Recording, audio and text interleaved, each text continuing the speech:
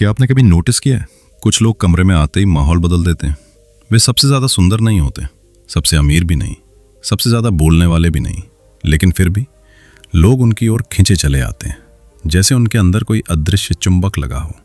और फिर कुछ लोग होते हैं मेहनती, अच्छे दिल वाले, समझदार, लेकिन भीड़ में खो जाते हैं, उन्हें नोटिस ही नहीं किया जाता। अगर आप कभी ऐसी स्थिति में रहे हैं जहां आप चाहते थे कि लोग आपको समझें, आपकी बात ध्यान से सुनें, आपको महत्व दें, आपकी मौजूदगी को महसूस करें, तो ये ऑडियो बुक आपके लिए है। क्योंकि सच्चाई ये है, लोग आकर्षित होते हैं सिर्फ चेहरे से नहीं, सिर्फ पैसे से नहीं, सिर्फ स्टेटस से नहीं। वे आकर्षित होते हैं भावनाओं से, ऊर्जा से, व्यवहार से और उस अनुभव से जो आप उन्हें महसूस कराते हैं। जरा सोचिए, अगर आप किसी से मिले और वो व्यक्ति आपको पूरी ईमानदारी से सुने, आपकी आंखों में देखे, आपकी बात बीच में ना काटे और आपको ऐसा महसूस कराए कि आप महत्वपूर्ण हैं, क्या आप उसकी ओर आकर्षित नहीं होंगे? बिल्कुल होंगे। यही है पीपल मैग्नेट का राज। पीपल मैग्नेट होना मतलब लोगों को कंट्रोल करना नहीं, उन्हें मैनिपुलेट करना नहीं, उन्हें प्रभावित करने का नकली खेल नहीं, बल्कि ऐसा इंसान बनना जिसके आसपास लोग सुरक्षित महसूस करें, सम्मानित महसूस करें, समझे गए महसूस करें। लेकिन यहां एक गहरी समस्या है। आज की दुनिया में हम सब बोलना सीखते हैं, सुनना नहीं। हम इम्प्रेस करना सीखते हैं, कनेक्ट करना नहीं। हम दिखावा करना सीखते हैं, सच्चा होना नहीं। और इसी वजह से रिश्ते उथले हो जाते हैं, बातचीत सतही हो जाती है और इंसान अकेला रह जाता है, भीड़ के बीच में भी। अगर मैं आपसे पूछूं, क्या आप कभी किसी पार्टी में गए हैं जहां आप किसी को नहीं जानते थे और आप बस मोबाइल में व्यस्त होने का नाटक कर रहे थे? या ऑफिस में जहां आप कुछ कहना चाहते थे लेकिन डर गए कि लोग क्या सोचेंगे? या किसी रिश्ते में जहां आपको लगा कि सामने वाला आपको सच में समझ ही नहीं रहा? तो समझ लीजिए, समस्या आप नहीं है। आपको बस वो कला नहीं सिखाई गई जिससे लोग स्वाभाविक रूप से आपकी ओर आकर्षित होते हैं। और यही हम इस यात्रा में सीखने वाले हैं। लेकिन उससे पहले एक छोटी सी कहानी। एक लड़का था, बहुत सामान्य, ना बहुत स्मार्ट, ना बहुत अमीर, ना बहुत प्रभावशाली। लेकिन कॉलेज में हर कोई उसे जानता था, हर कोई उससे बात करना चाहता था, हर कोई उसके साथ समय बिताना चाहता था। क्यों? क्योंकि वो लोगों को खास महसूस कराता था। जब वो बात करता था तो पूरी तरह मौजूद रहता था। जब कोई अपनी समस्या बताता तो वो सच में सुनता था। जब कोई उपलब्धि साझा करता तो वो दिल से खुश होता था। और धीरे धीरे लोग उसकी ओर खिंचते चले गए। ये कोई जादू नहीं था, ये एक कौशल था। और अच्छी खबर ये है, ये कौशल सीखा जा सकता है। आपका व्यक्तित्व स्थायी नहीं है, आपकी सामाजिक क्षमता जन्म से तय नहीं होती, आपका आत्मविश्वास पत्थर पर लिखा हुआ नहीं है। सब कुछ बदला जा सकता है। इस ऑडियो बुक में हम जानेंगे लोग क्यों आकर्षित होते हैं, पहली छाप का विज्ञान क्या है, मुस्कान क्यों काम करती है, बॉडी लैंग्वेज कैसे बोलती है, सुनना क्यों बोलने से ज्यादा ताकतवर है, नाम याद रखने का जादू क्या है, भावनात्मक बुद्धिमत्ता कैसे रिश्ते बदल देती है और कैसे आप एक चुंबकीय व्यक्तित्व विकसित कर सकते हैं। लेकिन ध्यान रखिए, ये कोई फेक चार्म गाइड नहीं है, ये कोई ट्रिक्स बुक नहीं है, ये अंदर से बदलने की यात्रा है। क्योंकि जब आप भीतर से बदलते हैं तो बाहर की दुनिया अपने आप बदलती है। Chapter 1, the psychology of attraction. क्या आपने कभी सोचा है कि आखिर ऐसा क्या होता है कुछ लोगों में कि लोग उनकी ओर खिंचे चले आते हैं? वे सबसे ज्यादा बोलने वाले नहीं होते, सबसे अमीर नहीं होते, ना ही सबसे चमकदार कपड़े पहनते हैं। फिर भी उनके पास लोग बैठना चाहते हैं, उनसे सलाह लेना चाहते हैं, उनके साथ समय बिताना चाहते हैं। क्यों? इस सवाल का जवाब बाहर नहीं, इंसानी दिमाग के भीतर छिपा है। आकर्षण चेहरा, स्टाइल या स्टेटस नहीं है। आकर्षण एक भावनात्मक अनुभव है। लोग आपको इसलिए पसंद नहीं करते कि आप कौन हैं, बल्कि इसलिए कि वे आपके साथ कैसा महसूस करते हैं। यही पहला रहस्य है। हमारा मस्तिष्क सामने वाले की भावनाओं को पढ़ता है और अनजाने में उन्हें प्रतिबिंबित करता है। अगर कोई तनाव में है तो हम भी असहज हो जाते हैं। अगर कोई शांत और स्थिर है तो हमारे भीतर भी शांति उतरती है। इसे भावनात्मक प्रतिबिंब कहा जाता है।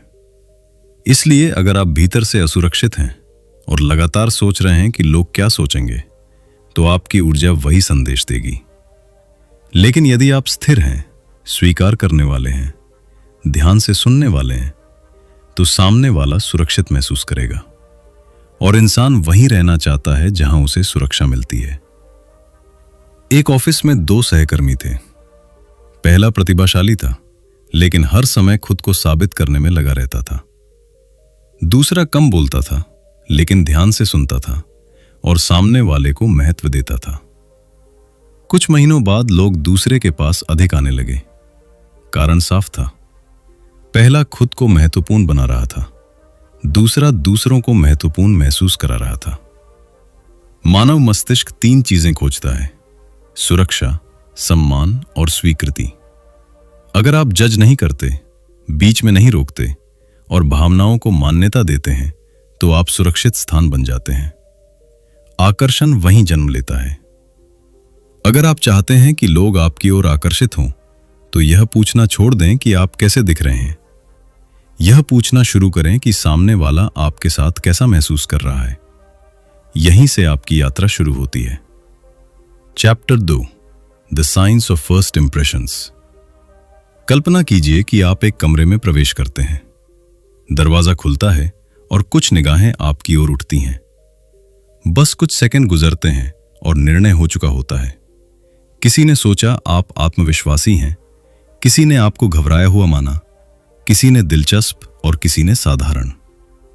आपने अभी तक एक शब्द भी नहीं कहा, फिर भी कहानी बन चुकी है। यही है पहली छाप का विज्ञान। मानव मस्तिष्क तेज निर्णय लेने के लिए बना है। उसका एक हिस्सा धीरे सोचता है, विश्लेषण करता है, लेकिन दूसरा हिस्सा तुरंत प्रतिक्रिया देता है। वह खतरे और अवसर पहचानता है। जब आप किसी से पहली बार मिलते हैं, तो सामने वाला आपके शब्दों से पहले आपकी चाल, आपका चेहरा, आपकी आंखें और आपकी ऊर्जा पढ़ता है। 5 से 7 सेकंड में उसका मस्तिष्क तय कर लेता है कि आप सुरक्षित हैं या नहीं, आत्मविश्वासी हैं या अस्थिर, जुड़ने योग्य हैं या दूरी रखने लायक। एक इंटरव्यू की स्थिति सोचिए। 2 उम्मीदवार समान योग्य हैं। पहला अंदर आते समय झिझकता है, आंखों से संपर्क कम करता है, बैठते हुए असहज दिखता है। दूसरा स्थिर कदमों से आता है, हल्की मुस्कान रखता है, सीधे बैठता है और संतुलित आवाज में बात करता है। जवाब लगभग समान होते हुए भी चयन दूसरे का होता है। क्यों? क्योंकि पहली छाप ने कहानी बना दी कि यह व्यक्ति सक्षम और भरोसेमंद है। पहली छाप आपके चेहरे की सहजता, आंखों के संपर्क, शरीर की मुद्रा और आपकी चाल से बनती है। हल्की सच्ची मुस्कान सुरक्षा का संकेत देती है। सीधा और खुला शरीर आत्मविश्वास दर्शाता है। संतुलित चाल स्पष्टता दिखाती है। और सबसे महत्वपूर्ण, आपकी आंतरिक ऊर्जा है। अगर भीतर डर है कि लोग क्या सोचेंगे, तो शरीर सिकुड़ जाएगा। अगर भीतर स्पष्टता है कि आप जुड़ने आए हैं, तो शरीर खुल जाएगा। पहली छाप अभिनय से नहीं बनती, बल्कि आंतरिक स्थिति के प्रतिबिंब से बनती है। इसलिए कमरे में प्रवेश से पहले एक गहरी सांस लें, कंधे सीधा करें और अपने भीतर यह वाक्य दोहराएं कि आप योगदान देने आए हैं। जब आप हर मुलाकात को प्रदर्शन नहीं, बल्कि जुड़ाव का अवसर मानते हैं, तो आपकी उपस्थिति बदल जाती है। और जहां उपस्थिति में सुरक्षा होती है, वहीं आकर्षण जन्म लेता है। Chapter 3, the power of a genuine smile. जरा याद कीजिए, जब कोई अनजान व्यक्ति आपको देखकर हल्का सा मुस्कुराता है, तो आपके भीतर क्या होता है? एक छोटा सा सुकून उतरता है, एक गर्माहट सी महसूस होती है और माहौल अचानक सहज हो जाता है। लेकिन वही व्यक्ति अगर तनाव भरे चेहरे के साथ देखे, तो आप तुरंत सतर्क हो जाते हैं। यही है मुस्कान की असली शक्ति। मुस्कान सिर्फ चेहरे की हरकत नहीं है, ये एक सामाजिक संकेत है। हमारा मस्तिष्क हजारों सालों से चेहरों को पढ़ने के लिए प्रशिक्षित है। जब वो मुस्कान देखता है, तो संदेश मिलता है कि सामने वाला सुरक्षित है, जुड़ने योग्य है और खतरा नहीं है। उसी क्षण दिमाग में ऐसे रसायन सक्रिय होते हैं जो भरोसा और जुड़ाव की भावना पैदा करते हैं। एक सच्ची मुस्कान सामने वाले की भावनात्मक स्थिति बदल सकती है। लेकिन यहां एक महत्वपूर्ण बात है, नकली मुस्कान काम नहीं करती। लोग तुरंत पहचान लेते हैं कि मुस्कान दिल से है या सिर्फ औपचारिक। सच्ची मुस्कान में आंखों में चमक होती है, चेहरे पर नरमी होती है और ऊर्जा खुली होती है। जब मुस्कान भीतर की सहजता से आती है तभी वह प्रभाव छोड़ती है। एक अस्पताल की रिसेप्शनिस्ट को याद कीजिए जो हर आने वाले को देखकर मुस्कुराती थी। लोग उसके पास सिर्फ जानकारी लेने नहीं आते थे, वे भावनात्मक राहत लेने आते थे। उसकी मुस्कान उन्हें आश्वस्त करती थी कि सब ठीक है। यही चुंबकीय व्यक्तित्व का सार है। आप लोगों को सुरक्षित और स्वीकार किया हुआ महसूस कराते हैं। कई लोग सोचते हैं कि जब वे आत्मविश्वासी बनेंगे तब मुस्कुराएंगे। सच उल्टा है। जब आप मुस्कुराते हैं तो आपका शरीर दिमाग को संकेत देता है कि स्थिति सुरक्षित है। धीरे धीरे भीतर भी स्थिरता आने लगती है। मुस्कान परिणाम नहीं, शुरुआत है। अगर आप चाहते हैं कि लोग आपकी ओर खींचें तो हर बातचीत की शुरुआत हल्की, सच्ची मुस्कान से कीजिए। पहले भीतर यह भावना जगाइए कि आप सामने वाले का सम्मान करते हैं, फिर मुस्कुराइए। यह केवल चेहरे पर नहीं, आपकी ऊर्जा में दिखेगा। और जहां गर्माहट होती है वहीं लोग टिकते हैं। Chapter 4 the secret language of body language. आप चुप हैं लेकिन फिर भी बहुत कुछ कह रहे हैं। आपके कंधे, आपकी आंखें, आपके हाथ और आपकी बैठने की शैली लगातार संदेश भेज रहे हैं। यही है बॉडी लैंग्वेज। सच्चाई यह है कि लोग आपके शब्दों से पहले आपके शरीर पर विश्वास करते हैं। शब्द बदले जा सकते हैं, लेकिन शरीर अक्सर सच्चाई प्रकट कर देता है। कल्पना कीजिए कोई व्यक्ति कहे कि वह आत्मविश्वासी है, लेकिन उसकी आंखें नीचे हों, कंधे झुके हों और हाथ कांप रहे हों। आप उसके शब्दों पर नहीं, उसके संकेतों पर भरोसा करेंगे। हमारा मस्तिष्क गैर मौखिक संकेतों को बहुत तेजी से पढ़ता है।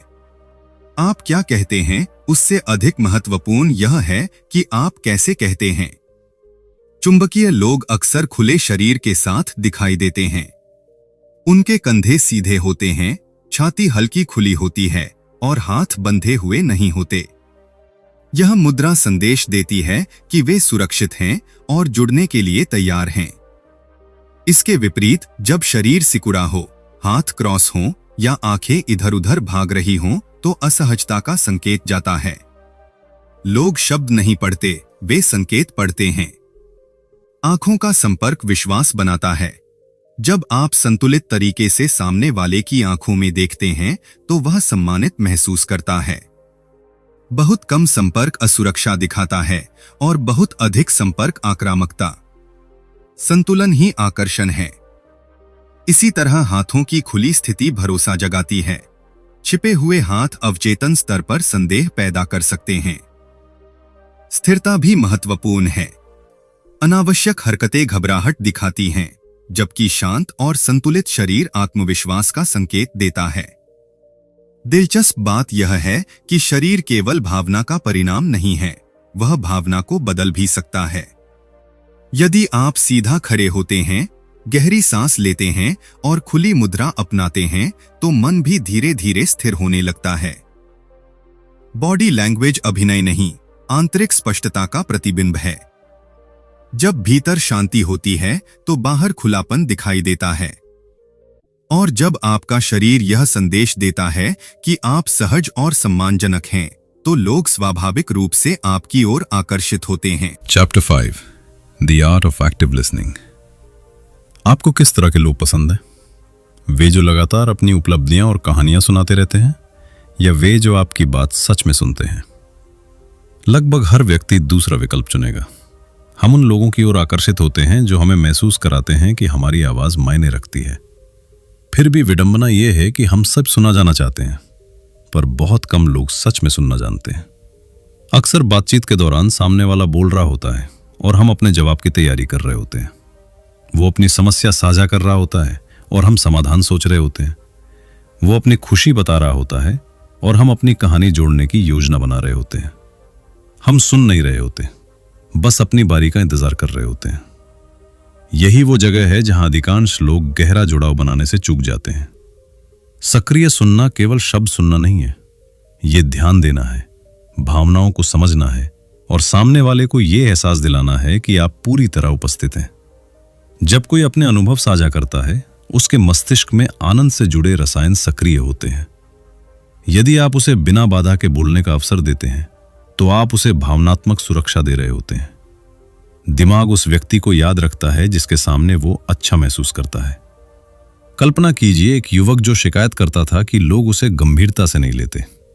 उसने एक दिन तय किया कि वो कम बोलेगा और अधिक सुनेगा।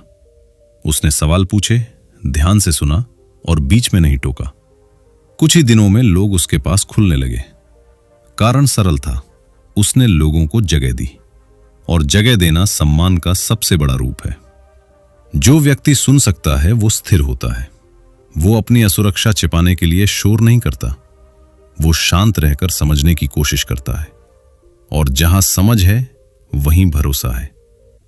यदि लोग जान जाएं कि आप उन्हें सच में सुनेंगे, तो वे केवल आपको पसंद नहीं करेंगे, वे आप पर विश्वास करेंगे। यही सुनने की कला का असली आकर्षण है। Chapter 6, making others feel important. दुनिया में सबसे गहरी मानव इच्छा क्या है? पैसा, सफलता या प्रसिद्धि नहीं। सबसे गहरी इच्छा है महत्वपूर्ण महसूस करना। हर इंसान के भीतर एक शांत सवाल चलता रहता है कि क्या मैं मायने रखता हूं? क्या कोई मुझे सच में देख रहा है? जो व्यक्ति इस मौन इच्छा को समझ लेता है, वो सीधे दिल तक पहुंच जाता है। बचपन से ही हम स्वीकृति की तलाश करते हैं। जब हमें सराहना मिलती है तो हम खिल उठते हैं, और जब अनदेखा किया जाता है तो भीतर कुछ सिकुड़ जाता है। यह केवल भावनात्मक अनुभव नहीं है, यह जैविक प्रतिक्रिया है।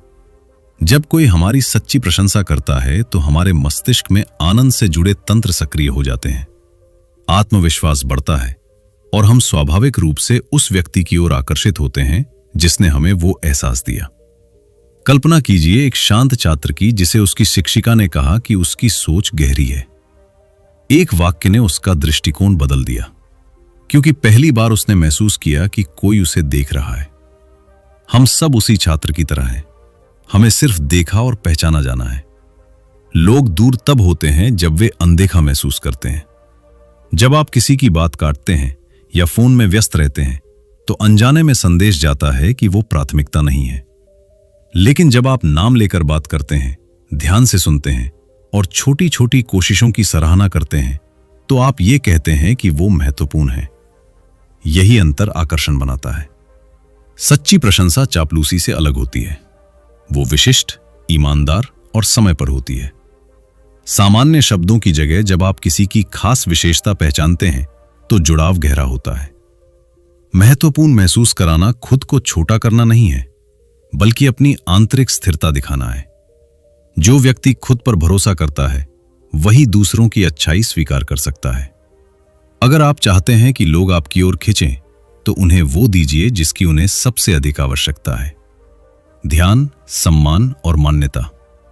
जब लोग आपके साथ अपनी कीमत महसूस करते हैं, तो वे सिर्फ आपको पसंद नहीं करते, वे आप पर भरोसा करते हैं।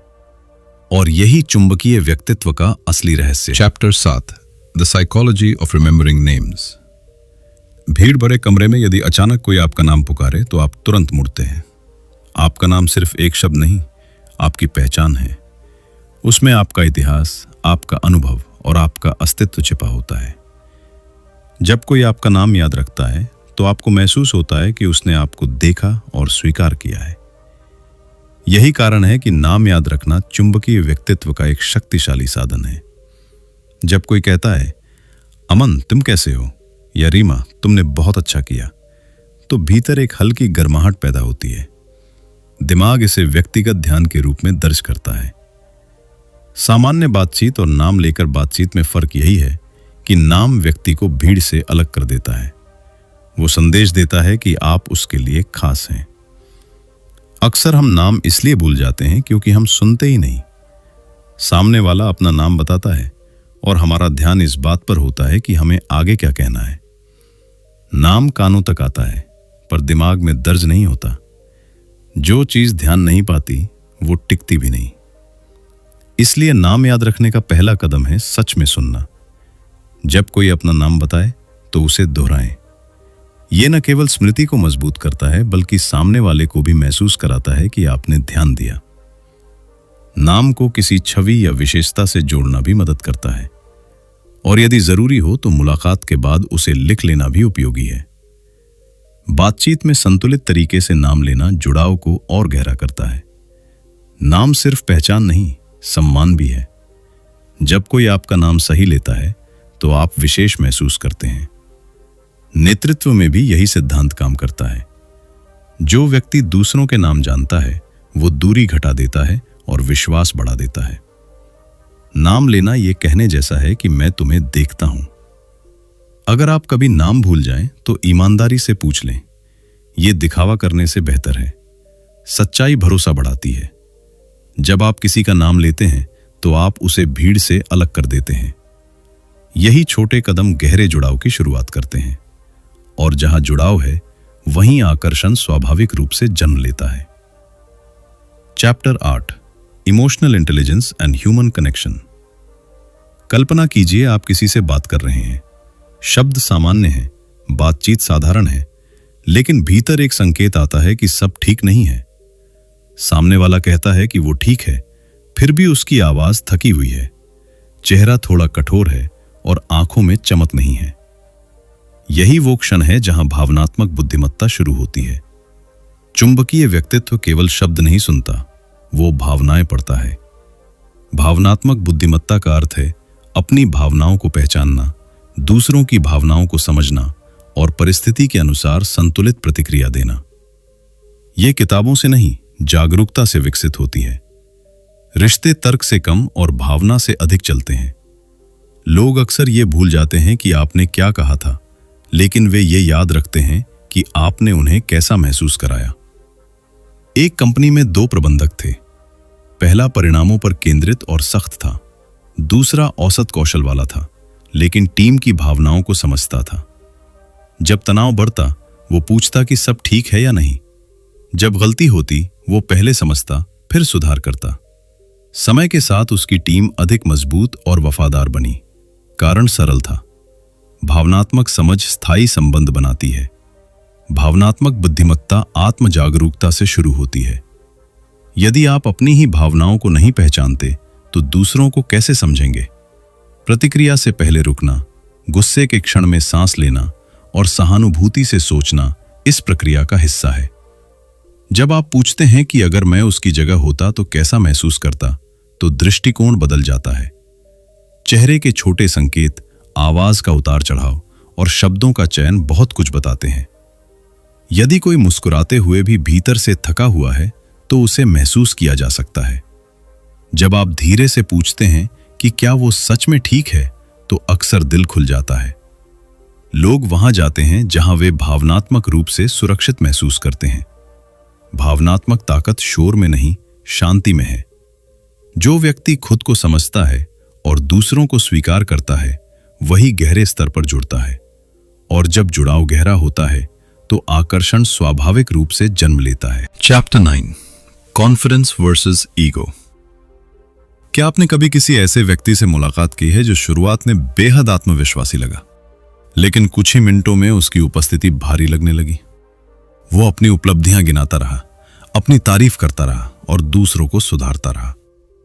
पहले प्रभावशाली लगा, फिर असहज। यही वो पतली रेखा है जहां आत्मविश्वास खत्म होता है और अहंकार शुरू होता है। आत्मविश्वास शांत होता है। वो कहता है कि मैं पर्याप्त हूं। उसे खुद को साबित करने की जल्दी नहीं होती। उसे अपनी पहचान पता होती है, इसलिए वो दूसरों को छोटा दिखाने की जरूरत महसूस नहीं करता। उसकी उपस्थिति स्थिर होती है, उसकी आवाज संतुलित होती है और उसका व्यवहार सहज होता है। अहंकार इसके विपरीत शोर करता है। वो तुलना करता है, प्रतिस्पर्धा करता है और लगातार ध्यान चाहता है। अक्सर अहंकार भीतर की असुरक्षा से जन्म लेता है। जब अंदर खालीपन हो तो व्यक्ति बाहर से बड़ा दिखने की कोशिश करता है। लोग इस असुरक्षा को महसूस कर लेते हैं, भले ही शब्द आत्मविश्वास की बात करें। एक सम्मेलन में दो वक्ता थे। एक ने मंच पर आकर अपनी उपलब्धियों की सूची सुनाई, दूसरा अपनी गलतियों और संघर्षों की कहानी साझा करता रहा। श्रोताओं का जुड़ाव दूसरे से गहरा था। कारण स्पष्ट था। आत्मविश्वास में विनम्रता होती है, जबकि अहंकार दूरी पैदा करता है। सच्चा आत्मविश्वास सुन सकता है, गलती स्वीकार कर सकता है और आलोचना से सीख सकता है। वह दूसरों की सफलता से नहीं डरता, क्योंकि उसे अपनी कीमत पता होती है। अहंकार हर बातचीत को अपनी ओर मोड़ देता है और गलती मानने से बचता है। यह व्यवहार अंततः लोगों को दूर कर देता है। यदि आप आत्मविश्वास विकसित करना चाहते हैं तो पहले खुद को स्वीकार करें। तैयारी और अभ्यास स्थिरता लाते हैं। तुलना कम करें और अपनी छोटी जीतों को पहचानें। जब आप कमरे में प्रवेश करें और आपको खुद को साबित करने की जरूरत न हो, तब असली आकर्षण पैदा होता है। आत्मविश्वास भीतर से आता है और स्थायी होता है, जबकि अहंकार बाहरी परत है जो जल्दी टूट जाती है। चुनाव हमेशा आपके हाथ में है। Chapter 10, overcoming social fear. क्या आपने कभी महसूस किया है कि आप कुछ कहना चाहते थे लेकिन आवाज साथ नहीं दे रही थी? आप कमरे में प्रवेश करते हैं और अचानक लगता है कि सबकी नजर आप पर है। मन में सवाल उठते हैं कि अगर मैंने गलत बोल दिया तो क्या होगा? अगर लोगों ने जज किया तो क्या होगा? यही सामाजिक भय है। यह केवल आपका अनुभव नहीं है।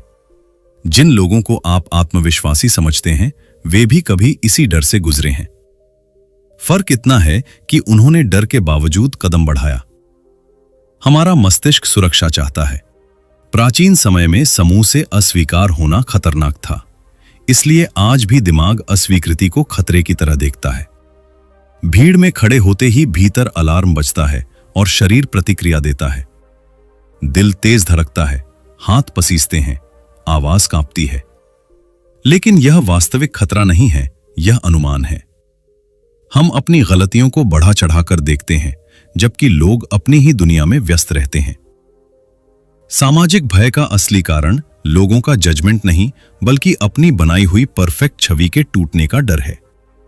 हम चाहते हैं कि सब हमें सक्षम और प्रभावशाली देखें, लेकिन जुड़ाव पूर्णता से नहीं, प्रामाणिकता से बनता है।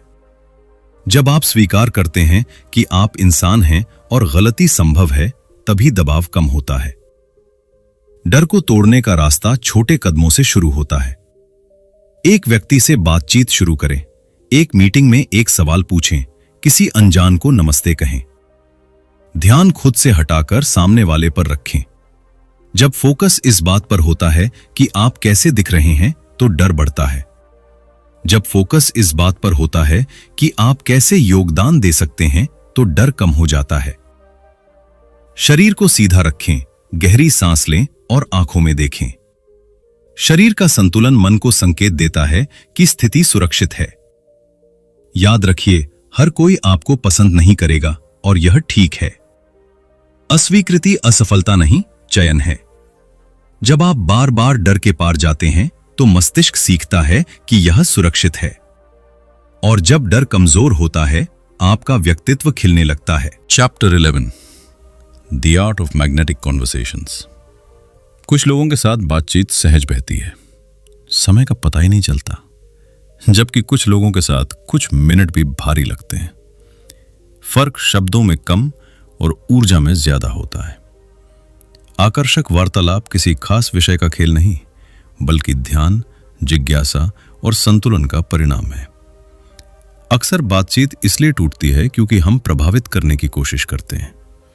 हम अपने अनुभवों को बड़ा दिखाना चाहते हैं, सामने वाले की बात के बीच में अपनी कहानी जोड़ देते हैं, या जवाब सोचने में इतने व्यस्त हो जाते हैं कि सुनना ही भूल जाते हैं।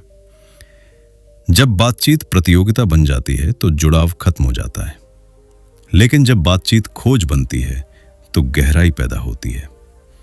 आकर्षक वार्तालाप का पहला नियम है जिज्ञासा।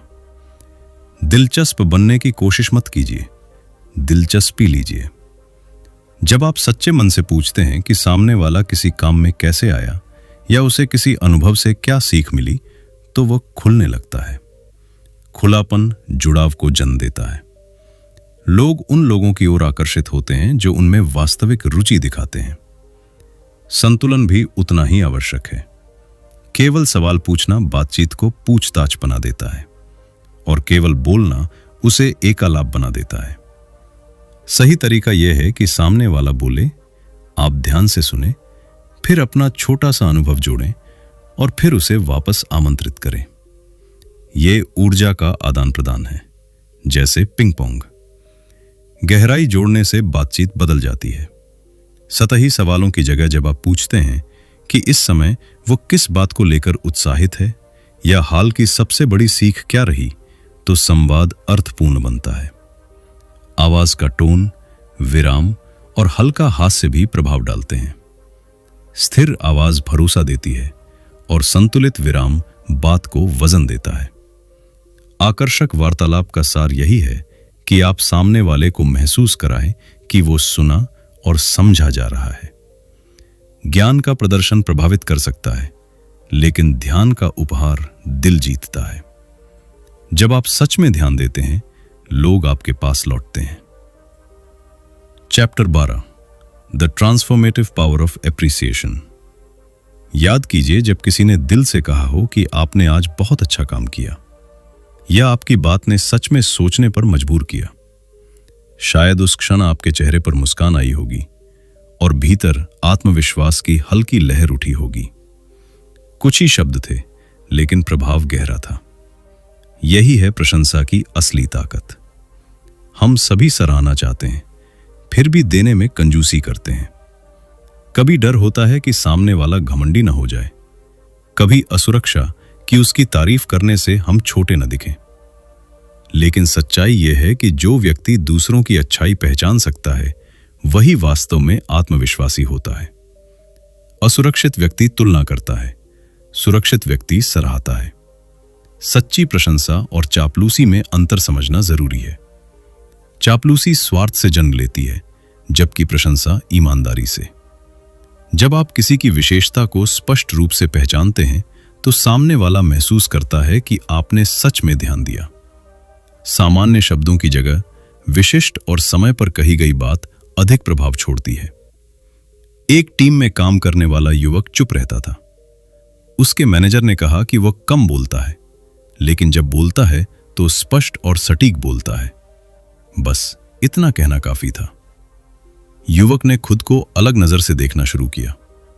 प्रशंसा केवल खुशी नहीं देती, वो क्षमता जगाती है। मानव मस्तिष्क सकारात्मक मान्यता से जुड़ता है। जब आप किसी को सच्चे मन से सराहते हैं, तो उसका आत्मसम्मान मजबूत होता है और वह आपके प्रति स्वाभाविक रूप से खुलता है। लेकिन प्रशंसा कभी नियंत्रण का साधन नहीं बननी चाहिए। वो उपहार है, हथियार नहीं। छोटी छोटी बातों को नोटिस करना भी महत्वपूर्ण है। हर उपलब्धि बड़ी नहीं होती, लेकिन हर प्रयास मायने रखता है। जब आप दूसरों की छोटी कोशिशों को भी स्वीकार करते हैं, तो जुड़ाव गहरा होता है। अंततः लोग आपको इसलिए याद नहीं रखते कि आप कितने महान हैं, बल्कि इसलिए कि आपने उन्हें अपने साथ महान महसूस कराया। यही प्रशंसा की सच्ची शक्ति। Chapter 13, the art of constructive feedback. क्या कभी ऐसा हुआ है कि किसी ने आपको सुधारने के इरादे से कुछ कहा, लेकिन शब्द इतने कठोर थे कि आप भीतर से बंद हो गए? उसका उद्देश्य शायद सही था, पर तरीका गलत था, और उसी क्षण जुड़ाव कम हो गया। यही आलोचना की शक्ति है। एक वाक्य रिश्ते मजबूत कर सकता है या उनमें दरार डाल सकता है। लोग आलोचना से इसलिए बचते हैं क्योंकि यह सीधे आत्मसम्मान को छूती है। जब कोई कहता है कि तुमने गलत किया, तो दिमाग अक्सर इसे सुनता है कि तुम गलत हो। परिणाम स्वरूप हम रक्षात्मक हो जाते हैं। हम बहस करते हैं, सफाई देते हैं, या भीतर से आहत हो जाते हैं। सुधार की जगह दूरी पैदा हो जाती है। आलोचना और सुधार में अंतर समझना जरूरी है।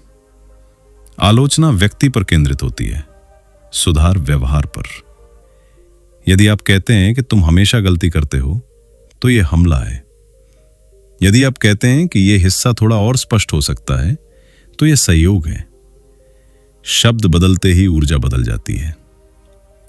सार्वजनिक रूप से नकारात्मक टिप्पणी अपमान बन सकती है, इसलिए संवेदनशील बातों को निजी रूप से कहना बेहतर है।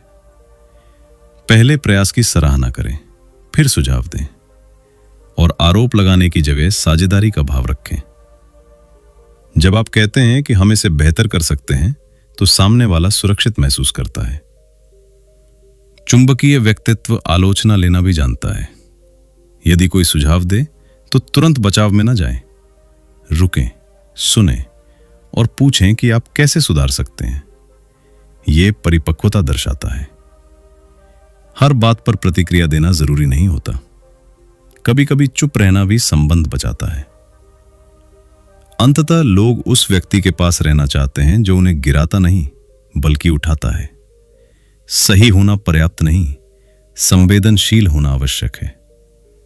जब शब्द सम्मान और सहानुभूति के साथ बोले जाते हैं तो वे चोट नहीं करते बल्कि जोड़ते हैं। यही है आलोचना को कला में बदलने का रहस्य।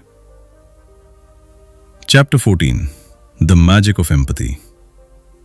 कभी किसी ने कहा है कि कोई मुझे समझता ही नहीं। यह वाक्य केवल शिकायत नहीं, एक गहरी जरूरत का संकेत है। हम सभी चाहते हैं कि हमें सिर्फ सुना नहीं बल्कि समझा जाए।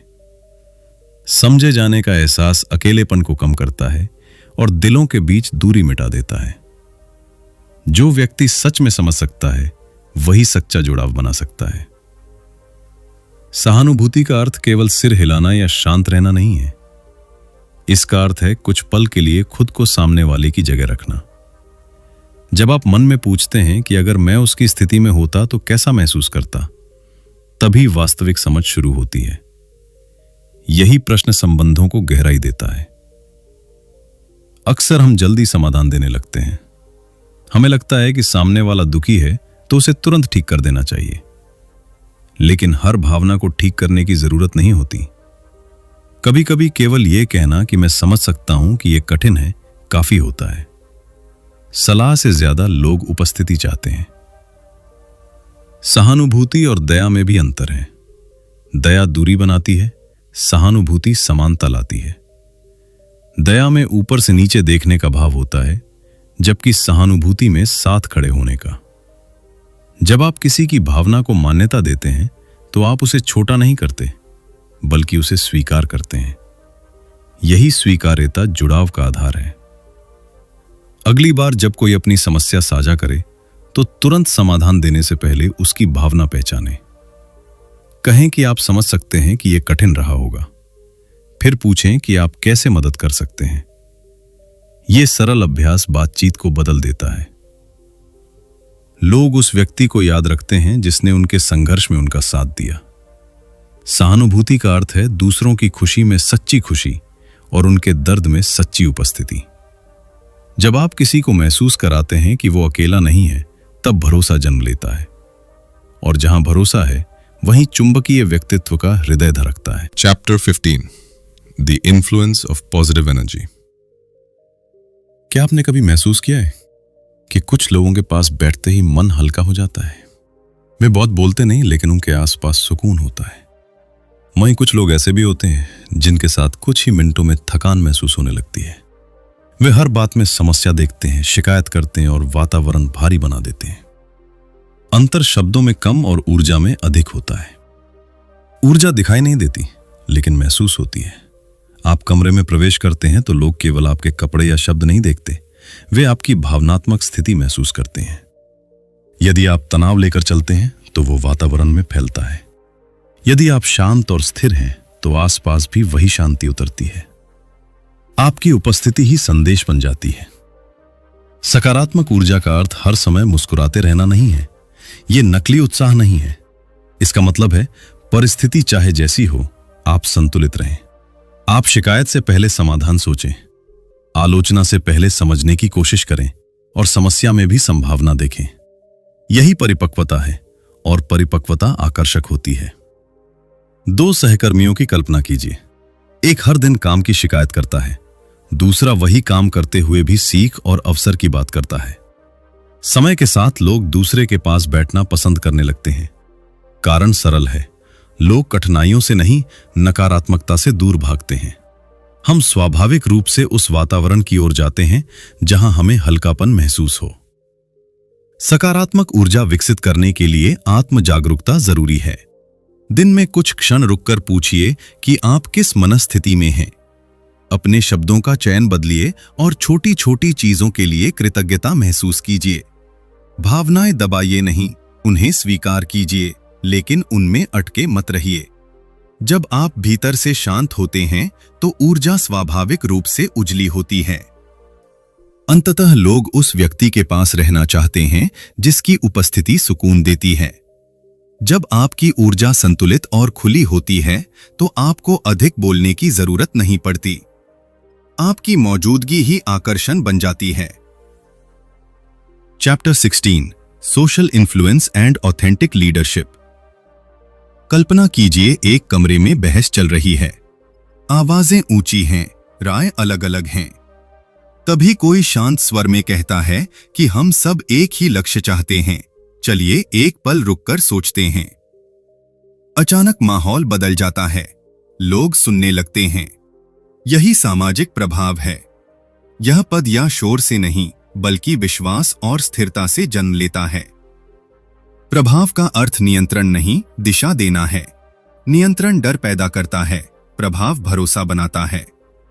लोग उसी की सुनते हैं जो उन्हें समझता है, सम्मान देता है और संकट में भी संतुलित रहता है।